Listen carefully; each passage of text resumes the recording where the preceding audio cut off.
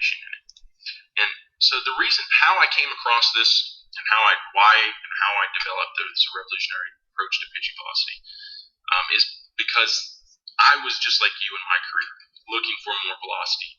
And I had a major obstacle. I had rotator cuff surgery, and doctors were telling me I wouldn't play again. So not only was I looking for velocity, but I was looking for what it would take for me to come back and play baseball and play and pitch again, and not only just pitch again, but play it at the highest levels of the game and finish out a great career. So I knew that what I was learning wasn't working, because that's more than likely why I had the injury. And I knew that if I was going to be successful in developing a revolutionary approach, that I was going to have to find some significant information and then figure out and learn how to implement that information into my delivery and affect my delivery so I could reach my velocity goal. So I knew it wasn't going to be an easy road. So that's why this approach to pitching has been 10 years in the making. I've been doing this for a long time. Not only did it work for me in my career, reach my velocity goals at 94 miles per hour and played a little professional career, but I've helped hundreds or many others do the same as well. And some of those are on this site here. And if you needed any more information on those others who've had success, please contact me. Have had success with this program. But where I really started with this revolutionary approach to pitching velocity was this case study here. And this comes from a great source, the American Journal of Sports Medicine. These other case studies I have all come from great sources. The other sources are Andrews Sports Medicine Institute, the National Pitching Association. So ultimately, I've tried to find reputable sources and to pull this information together. And this study specifically is really what started or opened my eyes to the fact that I was more than likely not being taught correctly about pitching mechanics and pitching velocity. I learned after this case study that conventional wisdom is a problem in baseball. It's wrapped around the pastime and not heading ultimately in the direction of science, which science is really what's changing. Has been changing this game, but it's starting to come along. But the reason 3x pitching is revolutionary is because you're going to hear, those in Major League Baseball and those well-known coaches out there start talking about some of this science here, but what they're not going to tell you is how it actually can help you individually, and that's what 3x pitching does. It will help each one of you reach your velocity goals. It's going to tell you how to take all this great information, how to learn from the great pitchers that are throwing, like Chapman, who just threw 105 miles per hour in the game, how we can take what they're doing and implement it into our delivery and see similar effects in our delivery. Okay, so let's first go over this information that really is what sprung this approach into action, and then I'm going to tell you how 3x pitching is going to allow you to take this information and have it change you and affect you to where you can reach your velocity goals. Okay, so this first study was called an EMG analysis of the shoulder and throwing and pitching. It was performed by a well-known doctor in baseball called Dr. Jobe. He's the one who developed the Tommy John surgery. He's the one who developed the Jobe training, which is a rotator cuff training program that maybe you've heard of before. So he's a very reputable doctor, and this is a very well-known study here. And like I said, this study here, what it does is, or what they did was, they took an EMG machine which can test or can measure the muscle activity. So what muscles are firing and what muscles are not firing. And what they did is they went through each stage of the delivery and they found out what stages what muscles were firing in the arm. This was specifically in the arm. And like you'll see here in the cocking phase, this is when the arm comes up behind the head before it throws the ball. And it says it had a sequential muscle activation pattern. First deltoid activity, followed by sit muscles, and finally by subscapularis muscles. Sit is supraspinatus inferior teres minor, which is rotator cuff muscles. So it's basically saying that the deltoids and the rotator cuff muscles were firing while the arm was coming up behind the head, if that makes sense. Now this is the key part of this study here that opened my eyes and began my discovery and development of 3x pitching. Acceleration stage. So that's when the arm is moving forward.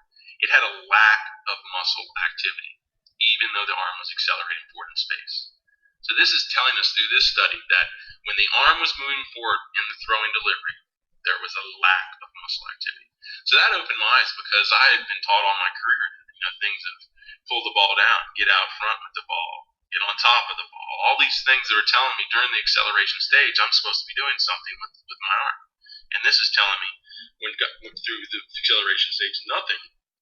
There's a lack of activity with the arm. All right, so that really is what triggered something in my brain to say, hey, I've been taught incorrectly here.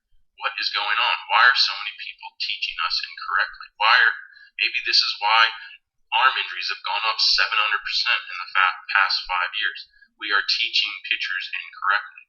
And that's really where I started to dig in and really discover some excellent information. So I found the next study, which, this is from the ASMI.org, the American Sports Medicine Institute, which is Dr. Andrews' this is Dr. Andrews' institute.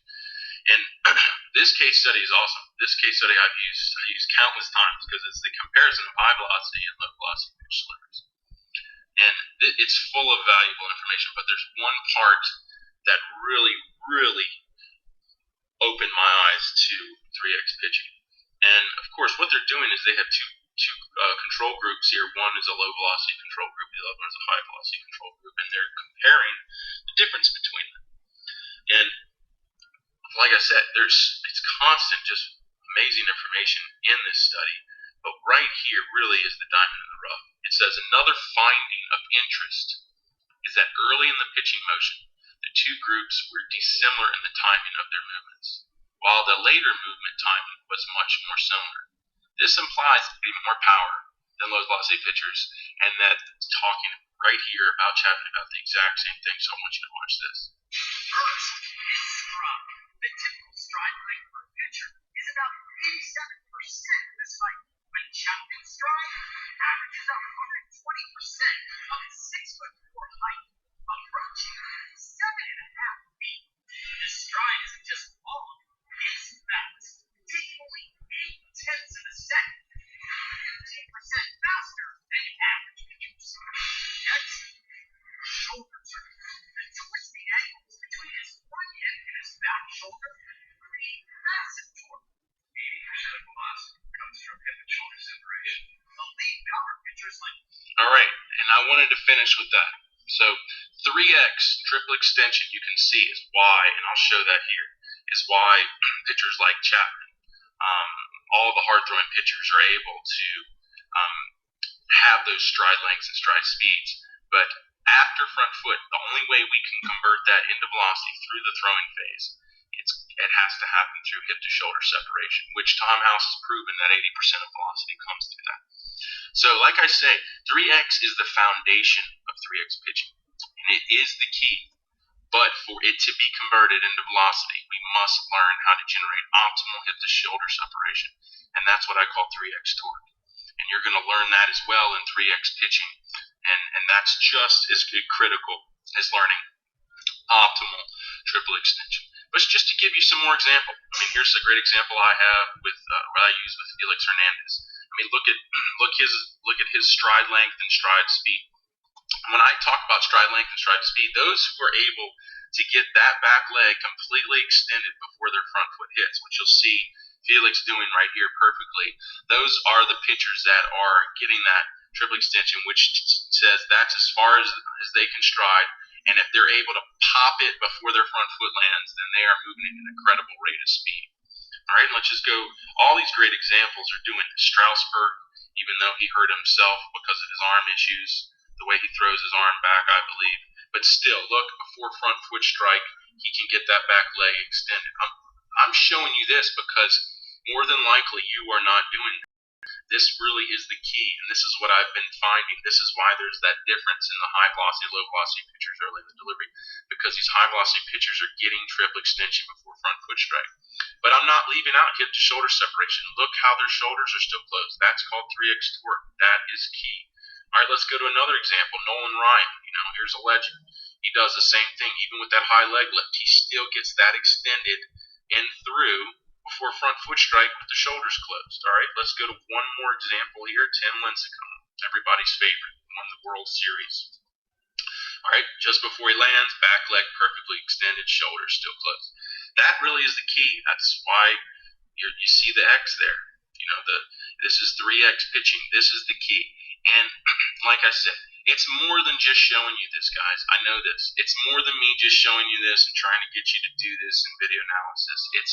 It's actually having a program that's training you through velocity drills where you're developing the muscle memory to implement this into your delivery. And you're also generating the power that it's going to take out of your body to make this happen. And then once you start to do this, and you also learn through those velocity drills that are in 3X pitching on how that converts into velocity, then you are going to reach your velocity goals. You are going to easily increase 5 to 10 miles an hour on your fastball. And that's where, when I talk about the power comes from the Olympic lifts. The Olympic lifts are a big part of 3X pitching. And this is why it's so critical. Here's another case study. Research by Dr. John Garhammer exposes the lack of potential explosiveness that is inherent when bench pressing. So this article is about the bench press, but ignore the bench press. I'm waiting for you to see the most important part of it, which I'm going to tell you. Garhammer measured the power outputs of elite Olympic and power lifters.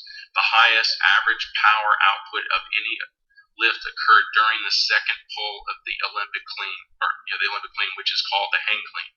The second pull of the clean was measured at an incredible 52.6 watts per kilo of body weight. In comparison, the highest power outputs of elite male powerlifters were 12 watts per kilo of body weight during the squat and deadlift.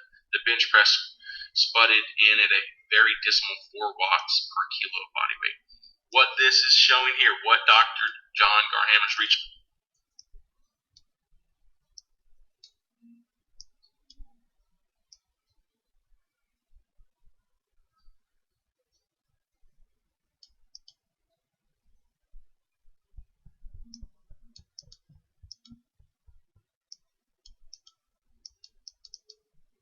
Click here